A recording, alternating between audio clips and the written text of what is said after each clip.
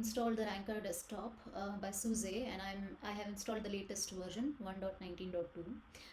Let's see what I have installed. So I'll click on the preferences button, and in the virtual machine I have provisioned virtual machine with 4 CPUs and 16 GB memory. And then rest of the things are default ones.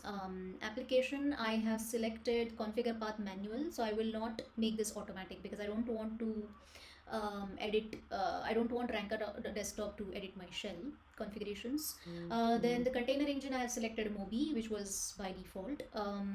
Then in the Kubernetes, I selected the Kubernetes version 1.32.5, and I also enabled the traffic as an ingress controller in the Kubernetes cluster.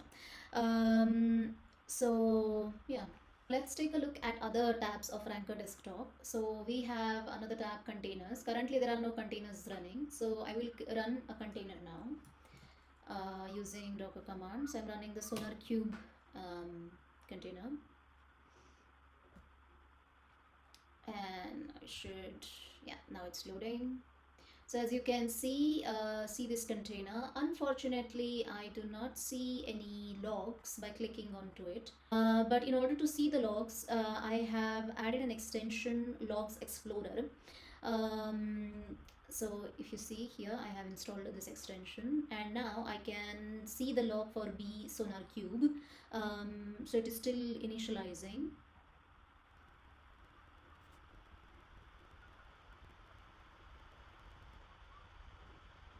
You can also search the logs in the search bar. So let me search for operational. So yeah, you can see yeah, so these log lines are fetched. So yeah, you can see the logs of container using an extension, Logs Explorer.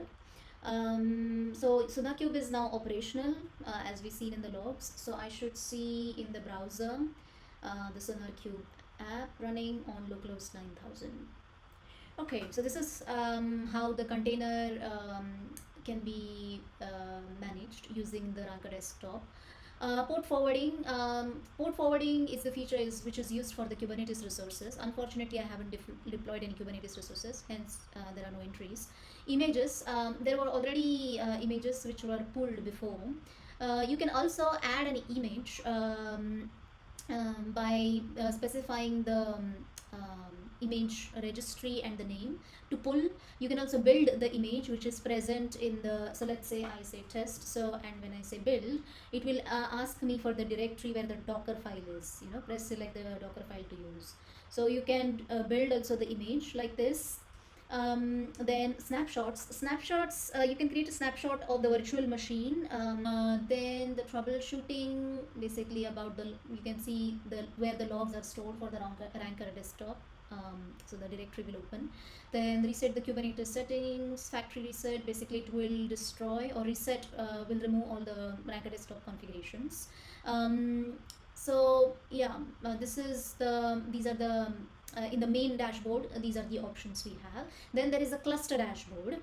Cluster dashboard, as the name suggests, it is for Kubernetes resources, and you can see this cluster dashboard, and you can see the provider is K3s.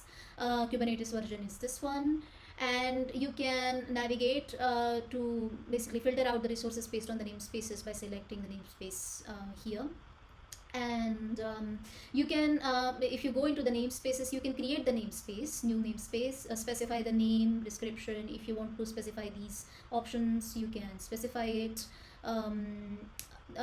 These about the namespaces. Then the nodes, there is only one node, and the node name is Lima Ranker desktop. Then these are the events. Yeah. Then the workloads. In the workloads, you can see the cron job. You can create the cron job resource by clicking create here. Then it will provide you like what kind of okay, so let's select the cron job. And yeah, okay, so in the cron job you can specify the name, the namespace you can select, schedule, yeah, so different options you can add to create the cron job. So instead of basically having the kubernetes.yaml file, it is giving you a UI or user interface to add all the specification for deploying the cron jobs or any other Kubernetes resource which are provided by the Kubernetes API. Then the daemon set, deployments, jobs, stateful sets, pods. Service discovery, you have horizontal pod autoscalers, ingresses, then services. Yeah, so you can create all these resources. So as you can see, there is create button, so you can create it. Then the storage classes, config maps, persistent volume claims, secrets, persistent volumes, policies, limit ranges. So limit ranges for some resources, there is no user interface to create. Like for example, limit ranges, you need to create this from the YAML file, I guess, and you can edit this YAML file, I suppose, and then just create the button, and then it will create the limit range based on the YAML file. So yeah, then the network policies, you can create pod disruption budgets, resource quotas from YAML. You can create it from YAML. Then the more resources, in the more resources, you have different other, I guess, the cluster scoped resources, then also the custom resource definitions. So you can create the custom resource definitions, yeah, using the YAML. So yeah, as you can see, so I mean, it's really a nice UI, I have to say, because you don't need to know the what are the Kubernetes specification file format. You just need to enter the details in the UI, and it will deploy, it will create the Kubernetes resource. And once you create the Kubernetes resource, it also allows you to download the YAML file. So let's see, for example, this one, the default one, and you can see YAML here. You can download the, okay, this is the kubeconfig. Okay, yeah, you can, yeah, download the YAML file. You can edit the config, you can edit the YAML file, you can clone this, you can delete this. So yeah, these are the options which are provided, so which is really nice. So now let's see the logs, which are logs for the workloads. So there are currently no workloads in the user namespaces. Let's select the kube system namespace, and in there the traffic pod is running, and in the traffic pod there is a container traffic. So let's click here to view the logs, and you can see the logs. Please be careful, if you don't see the logs, there might be a setting which you need to select.